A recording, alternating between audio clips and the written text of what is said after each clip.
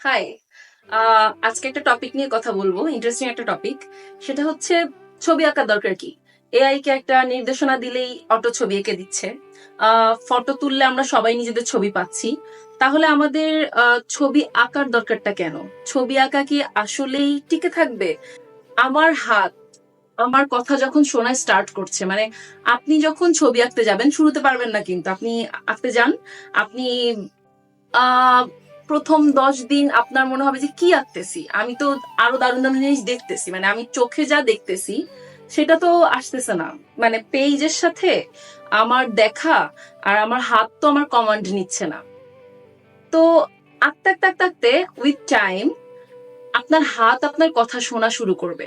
মানে আপনি যা দেখবেন, আপনার ব্রেন যা প্রসেস করবে, সেটাকে ব্রেকডাউন করে সেটা আবার খাতায় আপনার হাত আপনার সেই ডিসিশনটাকে বাস্তবে রূপ দিবে।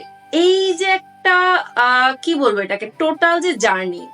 তার মানে আমরা যখন শিশুদেরকে ছবি আঁকা শেখাই, এই জন্য শেখাই না যে সে একজন বিরাট বড় পেইন্টার হয়ে যাবে, আর্টিস্ট হবে বা হুলস্থুল কিছু একটা করে ফেলবে।